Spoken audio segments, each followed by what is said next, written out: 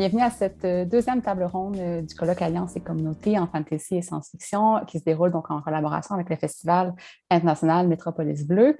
Je m'appelle Marion Gingras-Gagné, je suis doctorante en études littéraires et féministes à l'UQAM et je suis vraiment très heureuse d'animer cette table ronde qui portera sur les alliances et communautés imaginées. Pour l'équipe du colloque, donc pour mes collègues Pascal, Charlotte et moi, il était impossible de réfléchir aux enjeux des alliances et communautés sans inclure les créatrices pour y réfléchir. Et aussi, pour ma part, dans le cadre de mes études, je m'intéresse tout particulièrement à la question des communautés féminines en science-fiction. Donc, je suis particulièrement ravie de pouvoir discuter de ce sujet avec les trois autrices qui sont ici aujourd'hui. Donc, je vous les présente à l'instant. Tout d'abord, nous avons Marie-Josée Martin. Bonjour. Marie-Josée Martin a grandi au Québec à une époque où les rampes d'accès passaient pour des objets insolites. Son deuxième roman, donc Un jour, ils entendront mes silences, en 2012, a été couronné de 4 prix littéraires, dont le prix du livre d'Ottawa. Elle a récemment publié L'ordre et la doctrine en 2021, donc premier tome de la trilogie d'anticipation féministe après Massala. Et elle a aussi contribué à plusieurs collectifs, dont Raconter Vanier en 2017, consacré au quartier qui est le sien depuis une douzaine d'années à Ottawa. Elle écrit tout en exerçant le métier de traductrice réviseuse. Donc, merci d'être avec nous, Marie-Josée. Merci pour l'invitation. Donc, on a également avec nous Elisabeth von Arbour. Donc, Elisabeth von Arbour est née en 1945 en France et elle vit à Chicoutimi depuis 1973. Elle est agrégée de lettres et docteur en création littéraire. Elle est aussi traductrice, animatrice d'ateliers d'écriture, directrice littéraire donc du magazine Solaris, essayiste et chroniqueuse et accessoirement écrivaine à plein temps. Donc, son œuvre compte bientôt une quarantaine de livres, dont 17 romans, 5 traduits en anglais, 6 recueils de science-fiction, dont 2 en anglais, 3 recueils de poésie. Elle accumule plus de 30 prix de la France, du Québec et du Canada et des États-Unis, dont 4 pour l'ensemble de son œuvre. Donc, merci d'être là, Elisabeth. Et finalement, on a la chance d'avoir avec nous Ayavi Lake, qui est née au Sénégal à Dakar. Après des études à Paris, elle s'installe au Québec.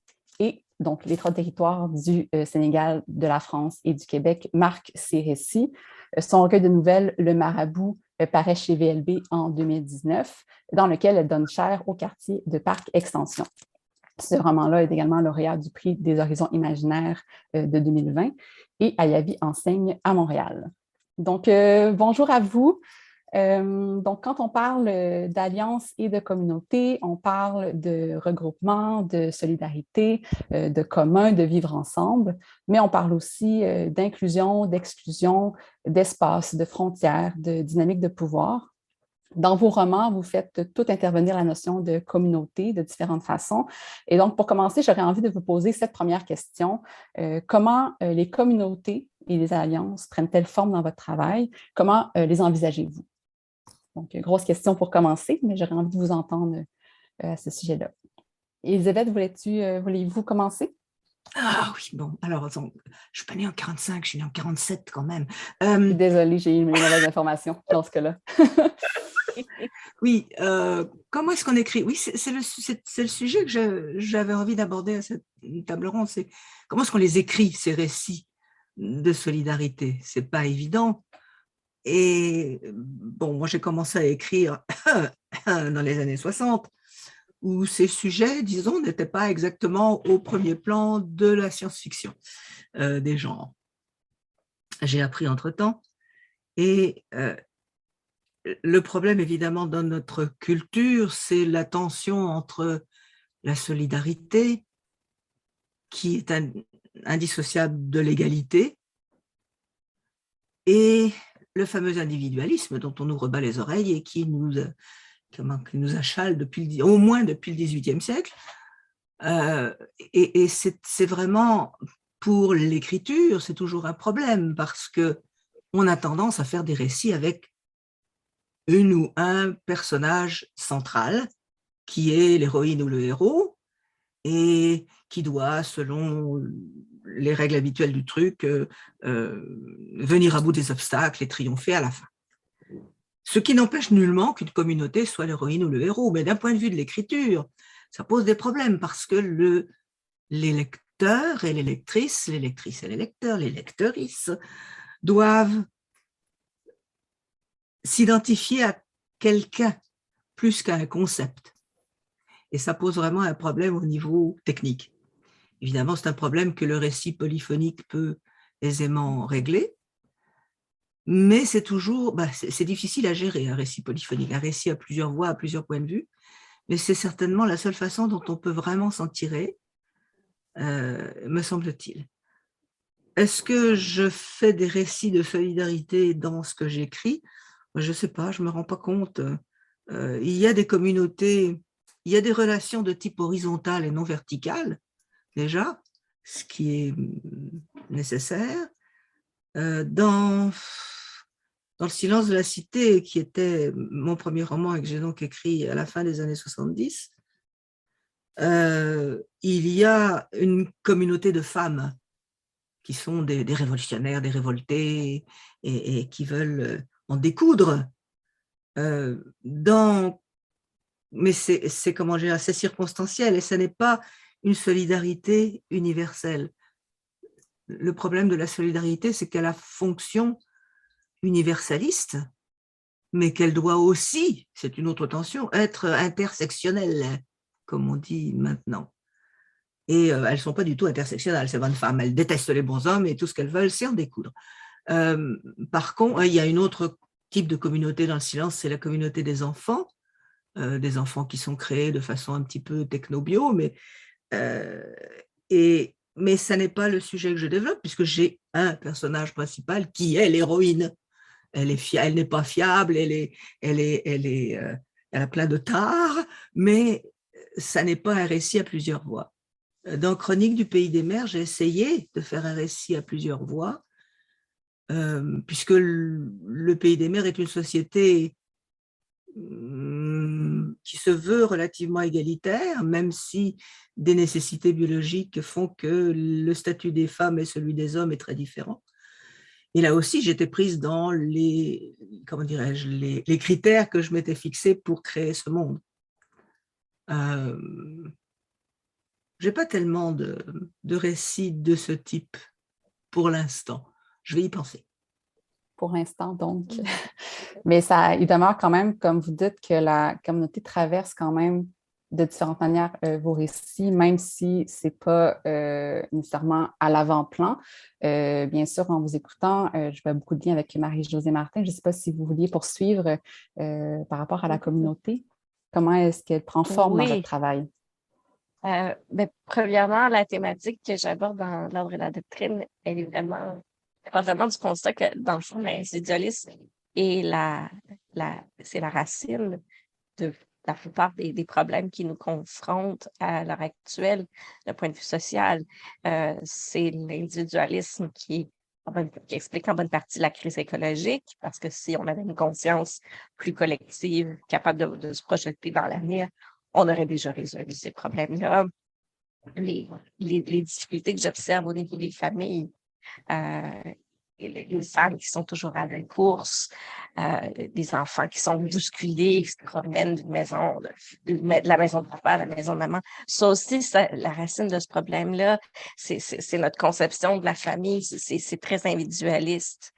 Alors, quand j'ai imaginé une société matriarcale, j'ai dit, il faut que ce soit une société ancrée dans le communautarisme. Et d'ailleurs, j'ai fait des recherches sur les sociétés matriarcales pour inspirer mon roman. Et ce qui se dégageait clairement, c'est qu'en général, les sociétés matriarcales étaient beaucoup plus communautaristes dans leur approche du monde. Et comme Elisabeth von Arbour le souligne, effectivement, écrire un roman à plusieurs voix, un roman choral, c'est un défi, par exemple, parce que ça amène un niveau de complexité au niveau de l'histoire pour l'écrire, mais aussi pour la personne qui le lit. Ça demande... ça veut dire que il y a une pluralité de personnages. C'est difficile de suivre pour la personne qui lit. Pour l'écrire, le grand défi, l'approche que j'ai pour arriver à marier plusieurs voix, ce que j'ai fait, c'est que j'ai conçu le récit comme une tresse. Alors, il y a dans le fond trois perspectives et on se promène de l'une à l'autre dans le roman. Et pour moi, c'est comme ça que j'ai réussi à voir cette pluralité des voix représentées dans le roman et montrer les différents aspects de la société. Alors, on peut voir comment ça se passe à l'intérieur de la Massalière, qui est une espèce de couvent où les femmes vivent en famille, qui ont été choisies pour être mères, vivent en communauté et élèvent les enfants pendant les premières années de leur vie, avant que les enfants soient pris en charge par une autre communauté qui devient leur communauté professionnelle en fonction de leurs aptitudes. Alors, on a ces niveaux-là de communauté. Il y a aussi, dans le roman, je montre la grande communauté internationale qui me semblait importante d'inclure parce que certains problèmes dépassent la portée régionale. Surtout si on parle d'écologie, il est important d'amener cette coopération internationale-là. Alors, il y a aussi cette couche-là de la communauté internationale. Comment on fait ça? Merci beaucoup. Donc, vos deux œuvres, finalement, sont beaucoup plus dans une vision donc une communauté qui serait plus dans le futur. Et là, j'arrive à vous, à Yavi. Dans le fond, votre recueil de nouvelles, Le Marabout, est campé quand même dans un Montréal contemporain, mais on y retrouve beaucoup dans le fond, d'allusions à la magie, donc de réalisme magique. Mais malgré tout, la notion de communauté est vraiment quand même importante. Je ne sais pas si vous vouliez nous en parler. Oui, donc moi je suis vraiment plus dans le réalisme magique, donc c'est sûr que le cadre est très réaliste. Je parle de Parc Extension, qui est un des quartiers les plus multiethniques de Montréal. Et ma façon de convoquer la communauté un peu, c'est que, vous l'avez dit tout à l'heure, c'est beaucoup plus facile quand c'est un roman choral ou quand c'est plusieurs histoires. Moi, c'est des nouvelles dans lesquelles les personnages reviennent. Et Parc Extension prend corps à travers ces personnages-là qui sont très hétérogènes. Donc, ma façon à moi de convoquer la communauté, c'est à travers les préjugés que je vais pousser jusqu'au bout, les caricatures que je vais pousser jusqu'au bout, pour les détourner, puis pour en faire autre chose. Parce que pendant longtemps, j'ai habité par extension et parce que j'ai aussi été souvent interpellée par l'image négative qu'on en avait, par l'écho médiatique qu'on en donnait à chaque fois qu'il était question d'immigration, qui pouvait être un danger pour la langue française, etc. Donc, c'est plus à ce niveau-là que moi, j'ai joué par rapport à une communauté, non seulement au niveau du parler, donc du parler français, de cette diversité qui finalement se réunit dans la langue française, mais aussi au niveau du ressenti de tous ces personnages qui viennent d'horizons différents, mais qui se retrouvent dans Parc Extension. Mon autre façon aussi d'aborder la communauté, c'est beaucoup dans certaines nouvelles que j'ai publiées de façon éparse, mais dont le fil continu reste la mémoire ou le retour aux figures féminines africaines historiques qui ont été un peu oubliées, puis que j'aime convoquer dans différents récits. Et à travers ces récits-là, il y a une forme de solidarité, et surtout il y a une forme de mémoire, parce qu'au fond, elle représente une communauté, même si c'est à travers plusieurs siècles. Merci beaucoup. Donc, dans le fond, en écoutant vos réponses, je voudrais revenir à l'idée de l'espace et du lieu, donc qui inclut nécessairement des frontières, donc peut-être de Parc Extension par rapport aux autres quartiers pour vous à Yavi. Dans votre roman Marie-Josée, on parle beaucoup donc de ce lieu de la Massalière, qui est un lieu fermé qui se situe au centre de la communauté. Et bon, Elisabeth Von Arbour, je pense évidemment au Silence de la Cité, mais aussi aux Chroniques du Pays des Mers, où il y a vraiment une tension entre la communauté des femmes et donc tous les territoires sauvages auxquels on ne doit pas du tout, où on ne doit pas aller en fait. Donc, j'aurais voulu vous entendre peut-être plus sur la question de l'espace et des frontières. C'est effectivement encore une autre des tensions, mais c'est bien, l'écriture et la création se nourrissent de tensions. La solidarité, c'est ça aussi, c'est qu'il y a un type de solidarité qui est, comment dirais-je, centripète, refermée sur elle-même, et qui exclut. Alors à ce niveau-là, ça n'est plus de la solidarité, mais elle existe. Je pensais par exemple à la communauté médico-légale et la façon dont elle se protège. C'est une solidarité. C'est une solidarité fermée et centripète. Et puis il y a la solidarité centrifuge, celle qui accepte que le dehors et le dedans se rencontrent. Et celle-là, elle est beaucoup plus c'est la solidarité, je dirais, chaude, par opposition à la froide, oui, où il n'y a plus cette notion de « il y a nous et il y a les autres », où je suis l'autre. Parce que la solidarité est absolument indissociable, me semble-t-il, de la rencontre avec l'autre, avec l'altérité. Et ça pose tout un tas d'autres problèmes qui sont connexes et qu'on ne peut pas éviter non plus. Marie-Josée? Intéressant. Pour moi, je fais souvent des rapprochements entre l'être humain, comment on est dans le monde, et le microscopique. Alors, si on regarde au niveau cellulaire, une cellule en elle-même, il y a beaucoup d'éléments et elle fonctionne grâce aux interactions de ces éléments-là. Alors, la cellule, on peut dire qu'elle est fermée comme une communauté, mais la cellule interagit toujours avec autre chose. Dans un corps humain, c'est la même chose. Une communauté, pour être saine, pour être dynamique, doit toujours interagir avec des choses à l'extérieur. Alors, c'est un peu comme ça que j'ai conçu la massalité, alors le monde massalais. Et c'est que quand j'imaginais l'histoire, bon, la massalière est un milieu très, très fermé. La culture massalaise est aussi une communauté très, très définie. Dans le premier tome, on voit pas nécessairement beaucoup qu'il y a autre chose à l'extérieur, mais ça va venir. Et pour moi, c'est d'un point de vue dramatique, c'est intéressant de voir ces interactions-là, mais c'est juste aussi normal. Même quand on est en communauté, il y a toujours des interactions avec le dehors et c'est ça qui nous permet de grandir, d'évoluer. Merci. J'ai hâte de lire les prochains tomes dans ce cas-là. Je suis très curieuse. Et vous, Ayavi, donc par rapport aux frontières, vous en parlez beaucoup dans votre recueil de nouvelles. Comment est-ce que les espaces aussi s'opposent ou se mêlent? Donc, pouvez-vous nous en parler? Oui, pour moi, par extension, géographiquement est déjà assez, en temps normal, là, dans la vraie vie, est déjà assez, c'est un territoire très délimité. Bon, on a le parc Jarry, on a Ville-Mont-Royal de l'autre côté.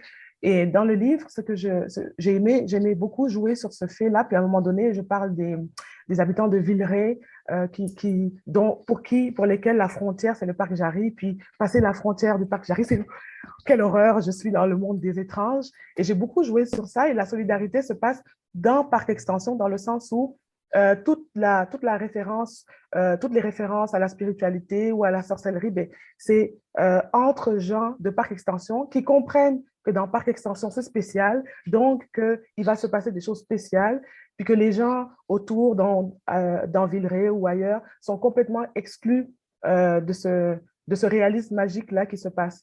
Mais on a quand même des personnages qui vont quitter l'extérieur, qui vont arriver dans cette zone-là de sous-entendu et qui vont essayer de comprendre ce monde-là. Mais moi, j'aime beaucoup l'idée que ma solidarité à moi, en tout cas dans mes écrits, dans les espaces dans lesquels on met, entre guillemets, les exclus. Parce que si on n'est pas capable déjà d'être solidaire dans ces zones d'exclusion-là, ben c'est très difficile de l'être par rapport à l'adversité ou par rapport à autre chose.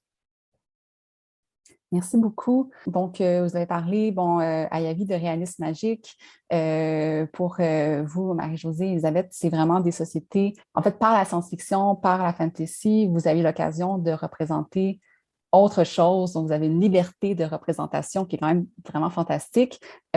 Comment vous prenez cette liberté-là pour transformer les communautés, pour les rendre, en fait, on a parlé un petit peu, Marie-Josée, entre autres, avec l'idée vraiment de commun et tout ça, mais comment vraiment le genre de la science-fiction, de la fantasy vous permet en fait d'aller au-delà de la réalité, ou comment est-ce que vous, au contraire, travaillez ces idées-là de communauté et d'alliance?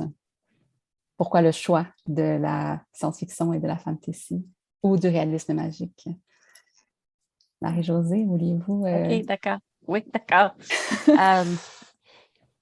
Une des choses que j'ai toujours aimé de la science-fiction, c'est sa capacité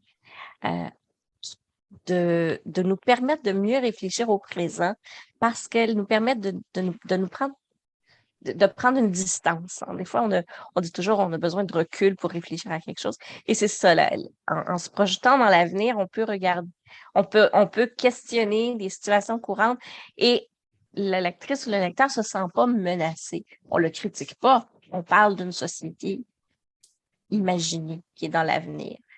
Et pour moi, cet aspect-là de la créativité, il y a aussi l'aspect additionnel que je pense qu'il est important de stimuler la créativité des gens pour nous aider à justement aller vers l'avenir. Parce il y a beaucoup de pessimisme à l'heure actuelle. Et je pense que le pessimisme est dangereux. Il y a le danger si on ne croit pas que l'avenir peut être meilleur, on ne travaillera pas à améliorer les choses. Alors, j'ai utilisé la SF pour montrer que oui, il est possible d'imaginer une société où les choses seront différentes et où il y aura une certaine harmonie. C'est sûr que je ne prétends pas que la société que j'imaginais, c'est ça qu'il faut faire, là. Mais l'idée, c'est juste de défaire un peu les schèmes mentaux quand on grandit dans une culture, on est habitué à penser d'une certaine façon. J'ai grandi dans un patriarcat. Ça m'a pris du temps à me rendre compte ce que ça voulait dire pour ma pensée, comment ça m'a structuré comme personne, le fait d'avoir grandi dans une société patriarcale. Et écrire de la SF, c'était une façon de vraiment m'en libérer, d'enlever ce carcan-là, puis de dire, OK, si je me débarrasse de ça, qui est-ce que je peux être? Qui est-ce que nous pourrions être comme être humain avec un autre mode de pensée? Et j'ai projeté ça jusque dans la langue parce que pour moi, une culture différente voudrait dire nécessairement un parler différent. Alors, même si mon livre est écrit en français, j'ai vraiment poussé le plus loin possible la langue, je l'ai transformée en mettant un troisième genre, même un genre neutre, en créant des mots nouveaux. Alors, j'ai essayé tout ça dans le but de briser les mots. La langue, c'est quelque chose que vous avez en commun avec Elisabeth von Arbour pour l'œuvre Chronique du Pays des Mers. Mais ce que vous disiez par rapport à donc, de construire une société meilleure, vous avez mis en place donc une société qui émerge après le déclin d'une société, donc de notre société qui aurait été détruite par des catastrophes écologiques, si j'ai bien compris. Donc, est-ce que c'est un peu l'idée de faire un peu un renouveau, de repartir sur des nouvelles bases? Oui, parce que je pense que il est difficile d'imaginer une société matriarcale émerger de façon spontanée s'il n'y aurait pas une rupture avec dans le monde actuel. Je ne voyais pas comment amener ça de façon progressive. Ça manquait, parce que c'est tellement une coupure importante avec qui on est en ce moment. Alors, d'avoir une série de catastrophes écologiques et politiques, ça permettait vraiment de dire, OK, on fait table rase et on recommence. Elisabeth, je viens vers vous. Non, je vais laisser la parole à Yavi. Non, mais je peux laisser la parole à Yavi, mais en même temps, j'aurais envie de vous entendre aussi sur l'usage de la science-fiction. Il y a également eu une coupure, entre autres dans les œuvres, mais en fait, le Silence de la Cité, qui était une société peut-être plus problématique et éventuellement qui a mené au Pays des Mers. Il y a quand même eu différents régimes qui se sont succédés pour finalement arriver à cette société matriarcale, dite utopique, même si... Non. La différence, c'est que j'ai écrit ça dans les années 70, c'est que vous écrivez dans les années 20. Oui, c'est intéressant donc d'avoir ces deux perspectives. L'idée de la rupture et du collapse, enfin de l'effondrement, etc., même s'ils ont les mêmes sources finalement dans ce que j'ai écrit, dans ce que vous écrivez, la position du lectorat par rapport à ces concepts est complètement différente. Non, moi je voulais rebondir sur la notion de recul. Parce que toujours du point de vue de l'écriture, c'est le problème des récits de solidarité, des récits où on a un engagement politique. C'est un engagement politique, ok? On va mettre ça sous ce chapeau-là et on est d'accord. C'est que on n'est pas là pour justifier ses choix politiques. On est là pour raconter une histoire qui va permettre à l'autre en face, aux autres en face, de réfléchir sur leurs choix et non pas de nous donner un certificat de vertu à propos des nôtres. Bon.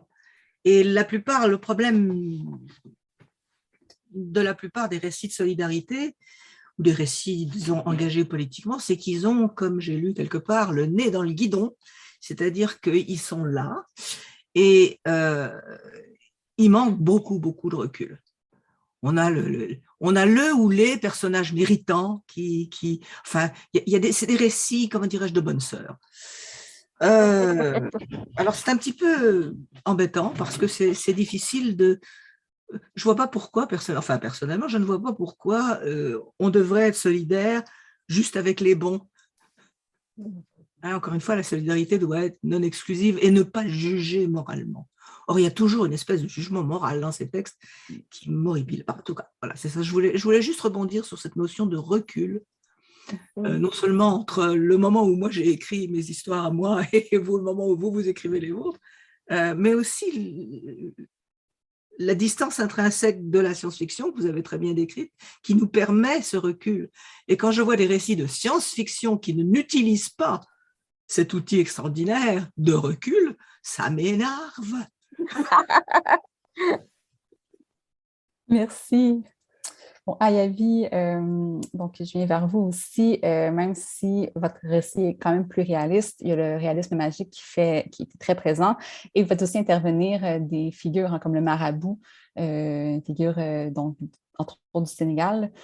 Comment ce médium-là vous permet vraiment voilà, d'explorer les questions de la communauté ou juste d'autres sujets là, que vous voulez aborder?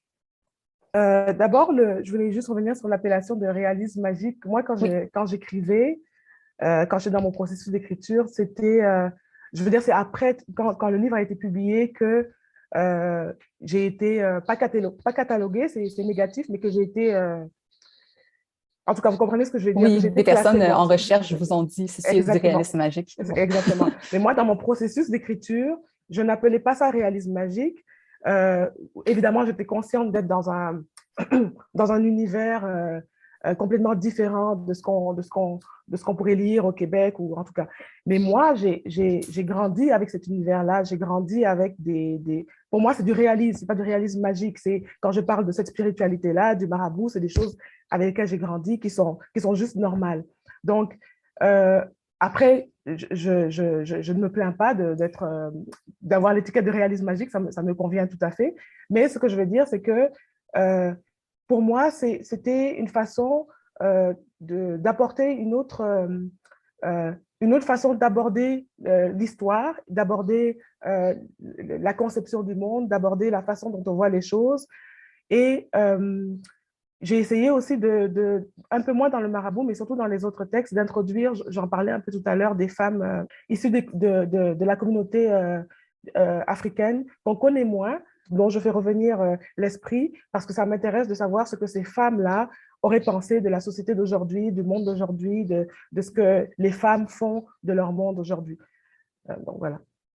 Merci, et merci aussi de nous dire dans le fond, votre démarche, parce qu'effectivement, avec nos yeux de critique ou de littéraire, on a tendance parfois à mettre des étiquettes sur les œuvres. Donc, voilà, un réalisme qui peut être un réalisme magique, donc c'est peut-être plus juste.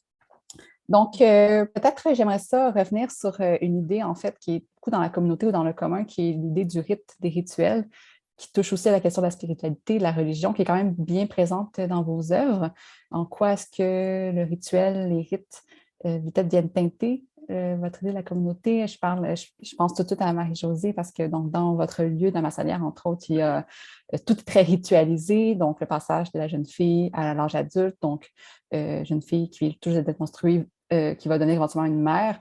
Donc, il y a beaucoup de rituels et tout ça, je pense, vient enrober finalement ces passages-là vers l'âge adulte. Est-ce que vous vouliez nous en parler? Oui. Pour moi, c'est une perte de la société moderne québécoise en évacuant la religion, on a évacué le rituel. Et le rituel, c'est une façon de donner du sens. Hein. Les grands passages de la vie, on les célèbre, on se marie, on a une fête, hein. Il y a tout un protocole. Et c'est une façon de marquer ces moments-là, ces moments forts de la vie et d'aider à donner un sens à la vie. Et on sait, les études en psychologie le montrent que cette capacité-là de donner un sens, c'est tellement important à notre bonheur, à notre équilibre comme être humain.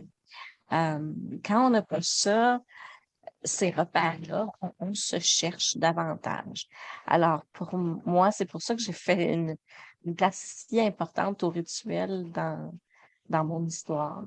Et aussi à la spiritualité, pardon, à la spiritualité au sens plus général, qui est représentée par les petits paragraphes en tête de chapitre, les petits exergues de chaque chapitre qui sont tirés de la Kiva, qui est la Bible de la société marsalaise. Merci, Elisabeth. Mais évidemment, je reviens aux deux mêmes œuvres, mais dans d'autres romans aussi que vous avez fait, il y a quand même une importance qui est donnée, ne serait-ce qu'à la religion ou aussi au rituel. Mm-hmm. Oui, bah oui, comme disait Marie-Josée, le rituel est essentiel aux communautés. C'est par le biais des rituels que les communautés, et c'est comme ça que la religion a pris la place qu'elle a prise, parce que dès le début de l'humanité, on s'en rend compte avec les découvertes archéologiques présentement, ça remonte à plus de 8000 ans, ça remonte à 12, 13, peut-être 15 000 ans, les rituels religieux étaient ce qui a fondé les communautés. Et ce n'est pas l'inverse, ce n'est pas le fait qu'ils savent créer des communautés et alors là, elles ont décidé qu'elles auraient une religion. Non, apparemment, le besoin de rituels qui permettait la communication entre les différents groupes, qui effaçait les rivalités pour les ressources entre les différents groupes, puisqu'on se rend compte, par exemple, que ces rituels très anciens comprenaient des festins absolument délirants. Bon, et c'est pour ça que l'agriculture a été obligée de se développer. Bref, je vous laisse tout ça. Vous pouvez faire des recherches, Google est votre ami. Et c'est ça. Et je suis très, très sensible au rituel. Tout ce qui est façon de... Parce que le rituel, comme vous disiez, c'est de donner un sens. Je le traduis, moi, par tout ce qui est susceptible de réenchanter le monde pour une culture, une société, un groupe, même une famille. Ça me paraît essentiel parce que justement, vous parliez de la cellule tout à l'heure et j'aime bien la métaphore biologique parce que nous sommes constamment en communication avec notre environnement et le péché du néo-capitalisto-libéralo machin, c'est de nous avoir fait totalement oublier cette porosité des individus. Le je me moi, c'est pas seulement moi, c'est mes proches, c'est les proches de mes proches, et après c'est le cosmos. Donc, fondamentalement, nous devrions être naturellement solidaires. Alors, comment est-ce que nous ne le sommes pas?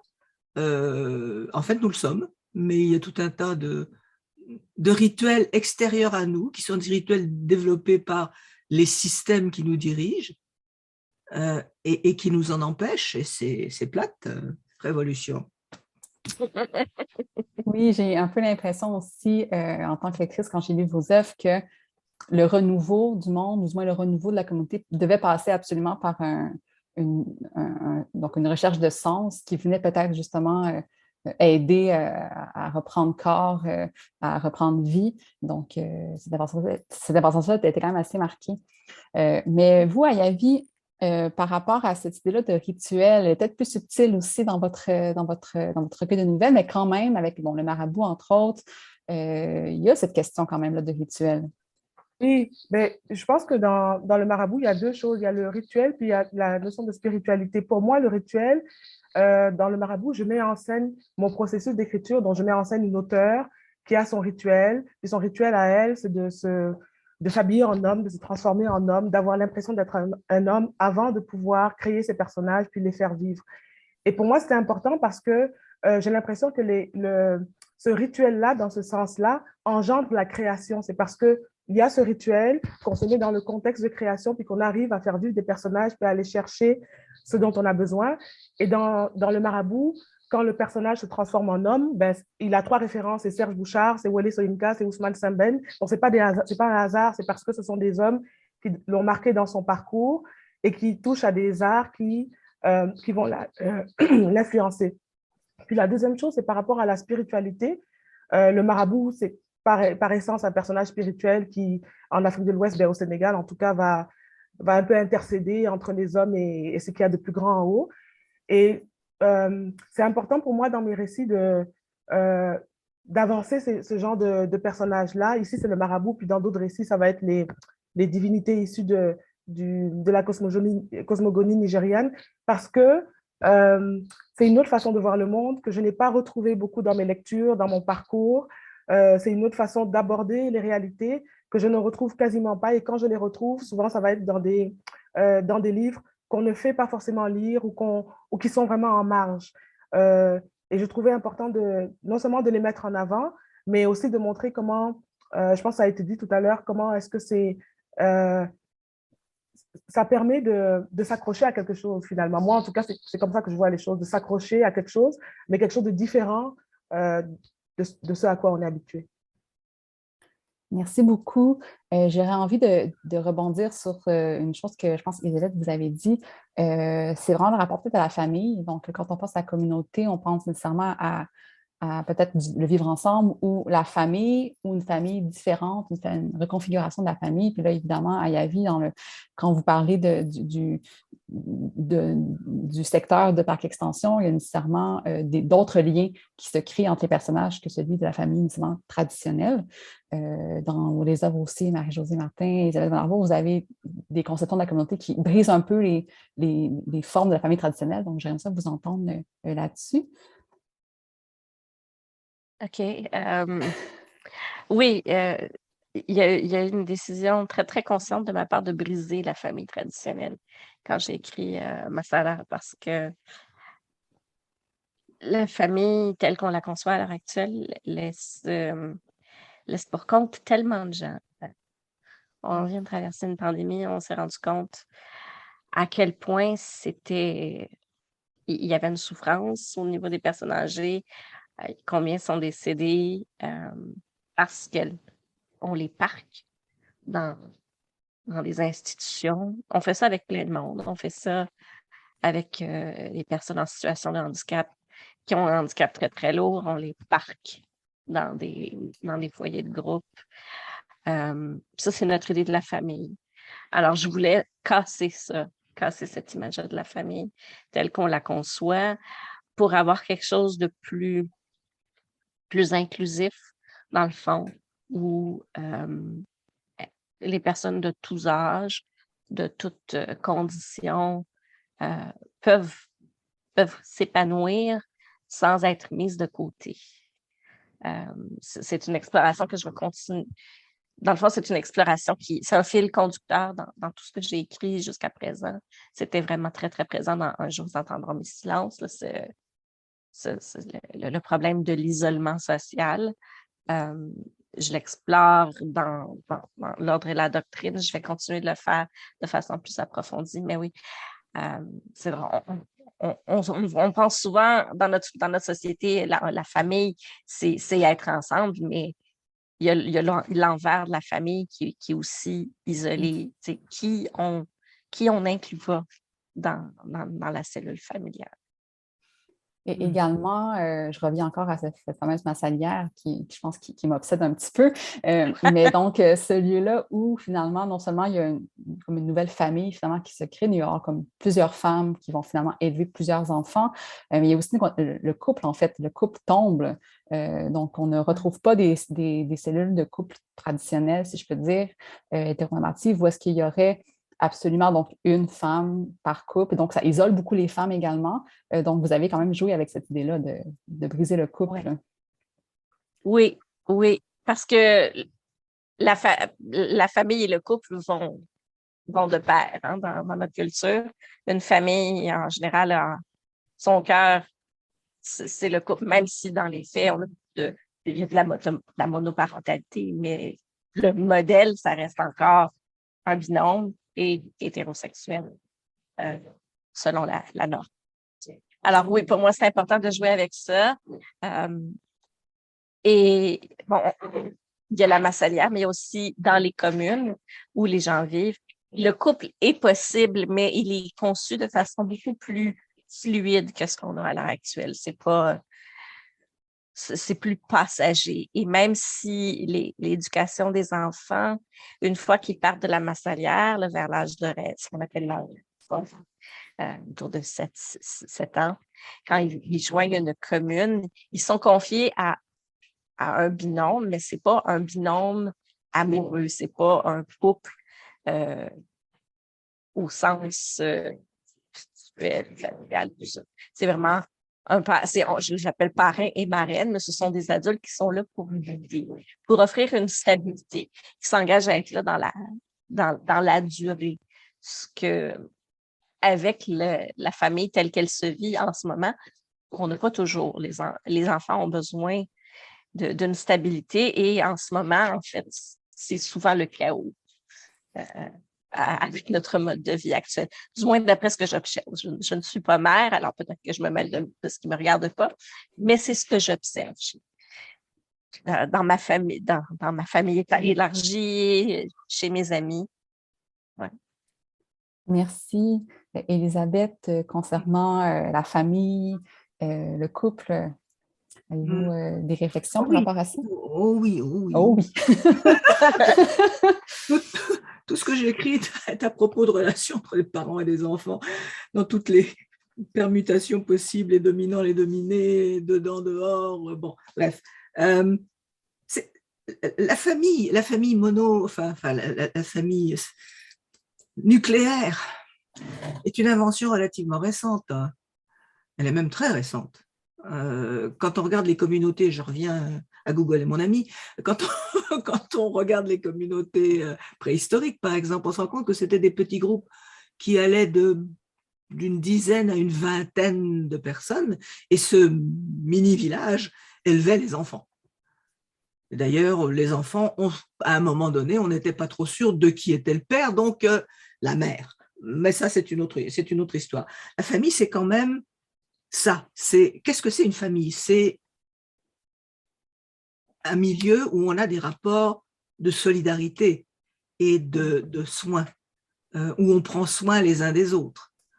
Pendant un certain temps, c'est des parents aux enfants, et après, c'est les enfants aux parents, et il y a un moment où les parents et les enfants sont à peu près au même niveau, et c'est super. Bon, enfin, je suppose. Mais on nous a persuadé que c'était en fait un rapport de propriété. Et ça, c'est ce qu'il faut modifier, n'est-ce pas? Depuis le pater familias qui a droit de vie et de mort sur sa femme et ses enfants, et qu'il l'a encore dans certaines cultures, bon, c'est quelque chose qu'il faut absolument briser, ça. Et c'est en rapport avec tout le reste, évidemment. On ne peut pas se contenter de briser ce petit bout-là. Il faut tout briser. Révolution. Donc oui, la famille, pour moi, c'est important dans la mesure où c'est un microcosme, justement, de tous ces rapports verticaux qu'il faut changer et qu'il faut rendre plus horizontaux, ou du moins à verticalité biodégradable ou modifiable. Et c'est ce que j'essaie de faire. C'est ce que beaucoup de textes de science-fiction font. Depuis très longtemps, on trouve des familles qui sont des familles polyamoureuses, des familles où l'amour n'a pas forcément un rôle essentiel à jouer, qui sont des familles d'affinité, qui sont des familles de complémentarité, de capacité, qui sont… Donc, la science-fiction a beaucoup exploré ces domaines-là. Et c'est un des domaines où elle fait des choses intéressantes. Et puis aussi, c'est celle où elle fait des trucs totalement papa, maman et bébé vont faire les courses en l'an 3000 dans leur petite moto, voiture atomique. Merci. Ayavi, dans votre recueil, il y a vraiment il y a comme deux pans. On a dans la famille donc de la narratrice, de l'écrivaine, et ensuite il y a la famille un peu créée par les gens du quartier. Voulez-vous nous en parler? Oui, j'ai beaucoup aimé l'expression famille d'affinité parce que c'est ça dans le marabout. Donc, on a la mère qui est monoparentale, qui a ses 2 enfants, mais on a toutes les petites familles qui sont créées autour. Mettons, je vais mettre en scène 2 personnages.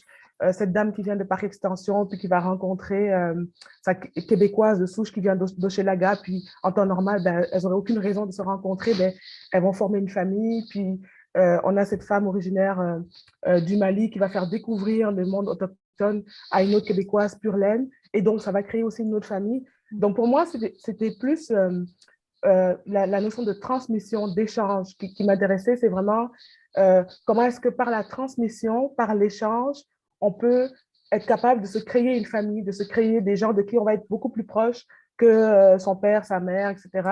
Je pense à l'autre personnage qui est autochtone, enseignant, puis qui va faire la connaissance de la statue d'un ancien combattant qui s'avère être vivant par moment et qui va aussi créer une famille. Donc, c'est vraiment dans la transmission, dans l'échange que je pense que je vais chercher les rapports familiaux. C'est vraiment intéressant, comme si justement ces familles-là peuvent se mélanger, donc peuvent exister aussi parallèlement. On peut avoir plusieurs familles.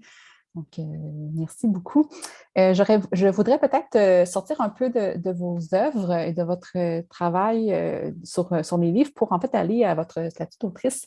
Le travail d'auteur, d'autrice est souvent solitaire et on est à la recherche peut-être d'une communauté. Comment vivez-vous justement ce rapport-là entre le travail d'auteur, d'autrice qui demande donc de la solitude et la communauté dans laquelle vous êtes, vous prenez part?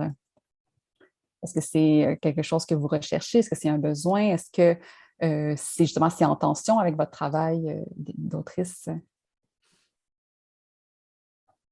Il y a une nouvelle de Camus où il dit, enfin ça se termine par « c'est un peintre dans un grenier » et on trouve sa dernière toile où il y a marqué « solitaire, solidaire ». Il n'y a qu'une seule lettre entre les deux. Est-ce que ça veut dire que les écrivains sont seuls mais ensemble? Nous sommes avec le monde déjà, enfin. Oui, parce que pour écrire,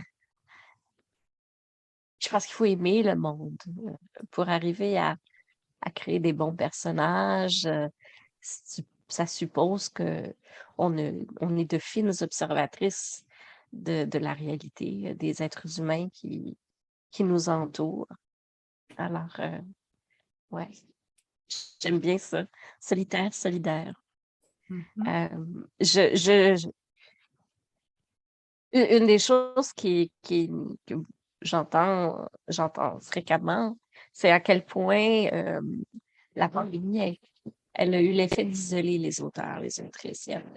Parce qu'il n'y a pas eu de salon du livre, on n'a pas eu d'occasion de se rencontrer pour échanger de façon spontanée.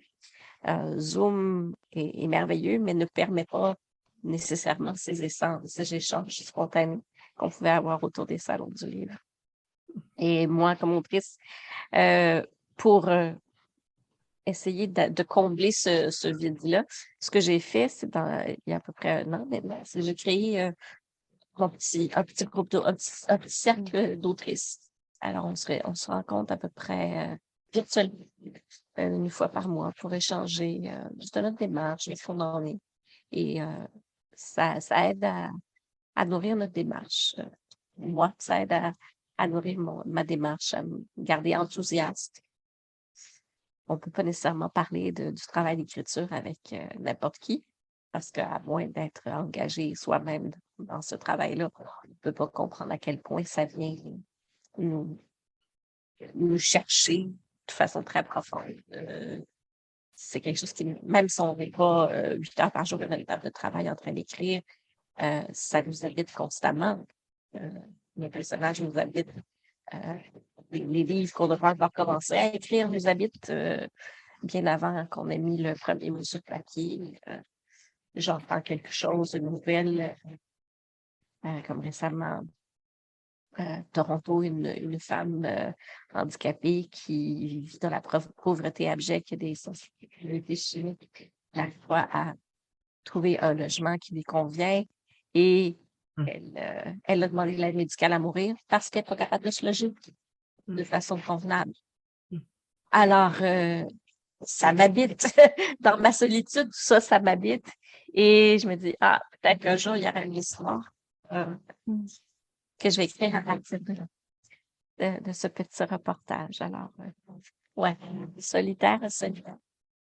Oui, et en même temps, peut-être solitaire, mais habité par toutes les histoires, tous les personnages, tout le monde que l'on explore. Ayavi, pour votre part, la question de la solidarité et d'être solidaire, qu'est-ce qu'il y en est? Je pense que oui, moi j'ai besoin de beaucoup de solitude pour travailler, mais d'être en contact avec des enfants, des adultes, le monde du travail, ça m'apporte beaucoup de lumière parce que j'ai réalisé que quand je suis enfermée dans ce processus d'écriture, qui n'est pas toujours drôle, même si on essaie d'apporter de l'espoir, comme disait Marie-Josée, parfois c'est parfois difficile d'aller chercher l'espoir soi-même.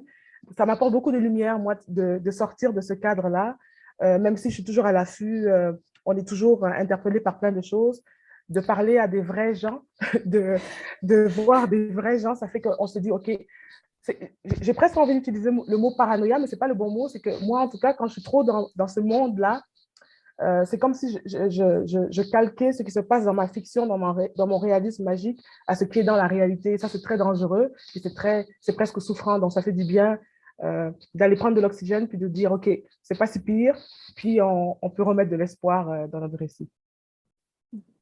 Merci, effectivement, parce qu'on passe beaucoup de temps avec nos aides de papier, parfois des vrais humains, ça fait du bien. Donc, oui, merci beaucoup tout le monde d'avoir été là. Merci aux panélistes, Ayavi Lake, Marie-Josée Martin, Elisabeth Von Arbour, mais aussi à notre animatrice, Marion Gingras-Gagné, pour cette discussion fascinante.